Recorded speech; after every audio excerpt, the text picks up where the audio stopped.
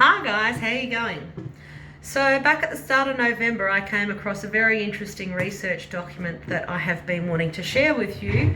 I have shared it on my Facebook page back at the time, but I thought it would be worthwhile doing a video and presenting the information to you in video format. So the research document that I'm going to read from has been published on the US National Library of Medicine, National Institutes of Health.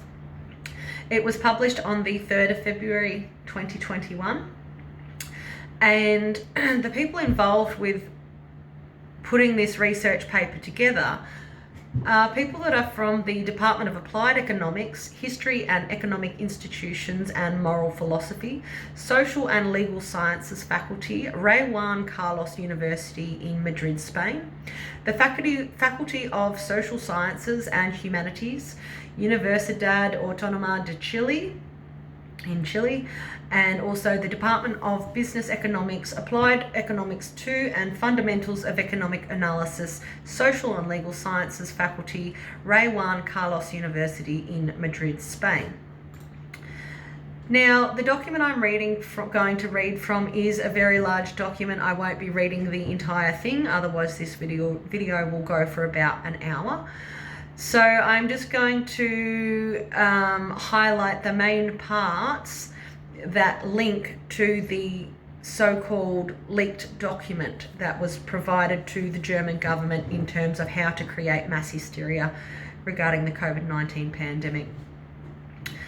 Illustrating this point is the leakage of an internal paper of the German Department of the Interior during the first weeks of the COVID-19 crisis. In the paper, the state experts recommended that the government should instill fear in the German population. In order to spread fear, the paper endorsed 3 communication strategies. First, the state authorities should stress the breathing problems of COVID-19 patients because human beings have a primordial fear of death by suffocation, which can easily trigger panic. Second, the experts emphasised that fear should also be instilled in children, even though there is next to no risk to children's own health. However, children could get easily infected by meeting and playing with other children. According to the report, children should be told that when they infect their parents and grandparents in turn, they could suffer a distressful death at home. This communication advice intended to invoke anxiety and feelings of guilt. Instilling guilt is another measure used by governments to make the population more supportive. The recommended message instills fear of being responsible for infecting others who die a distressful death.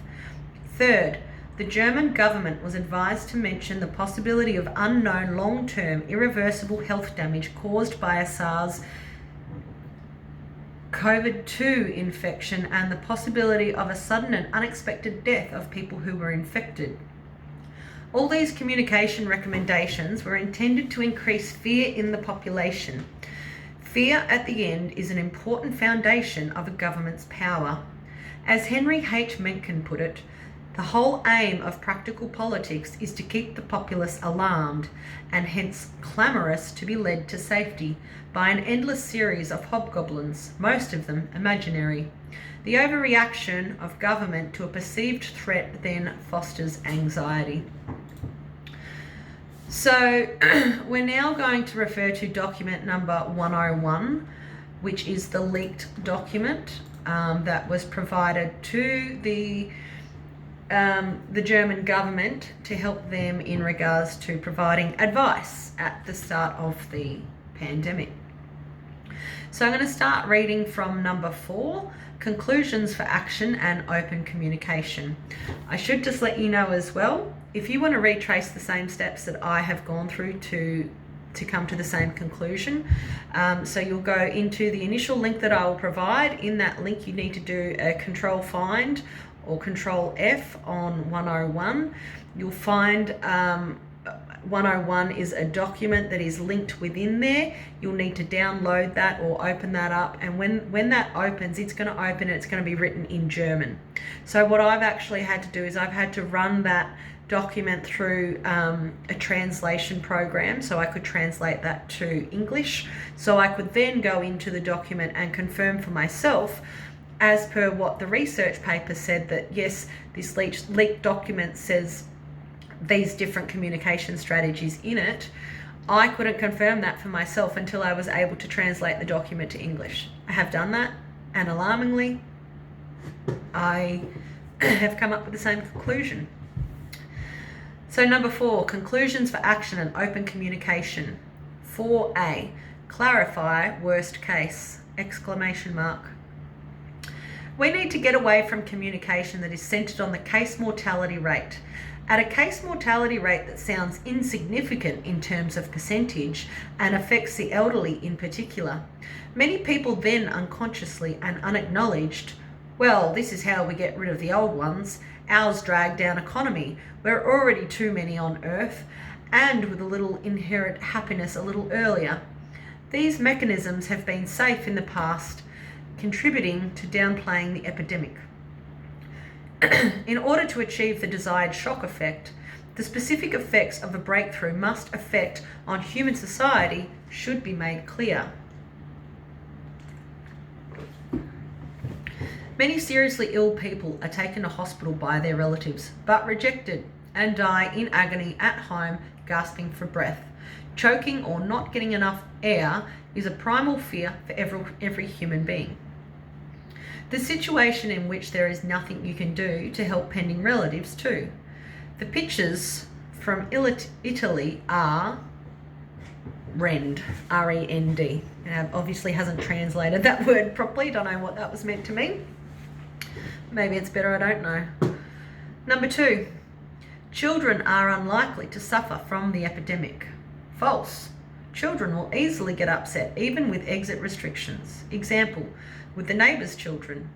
If you then infect parents and one of them dies in agony at home, feeling guilty, being involved because they forgot to wash their hands after playing, for example, it is the most terrible thing a child can ever experience. Number 3, consequential damage.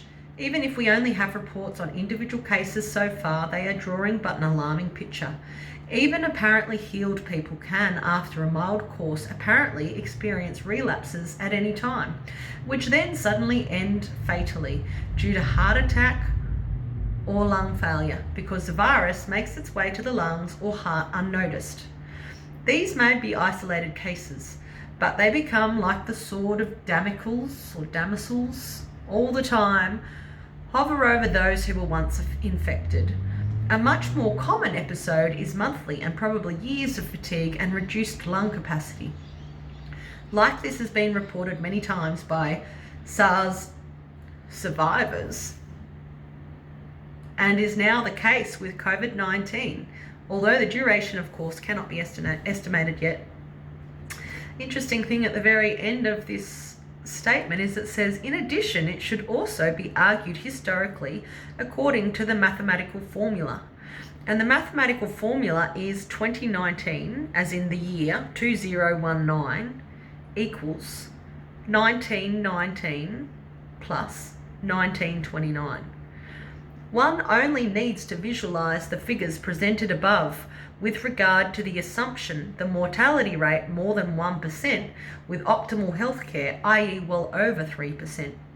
Congestion in case of infection, compared to 2% in the case of the Spanish flu, and in relation to the expected economic crisis if containment fails, then this formula is to shine. It's rather interesting, isn't it?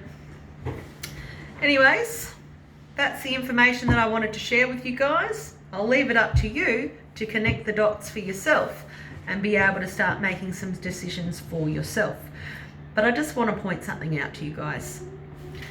If there is truth behind this document, that this document was provided to the German government and it was provided to them to help them create mass hysteria amongst the population, do you think maybe the same thing might have happened in Australia as well?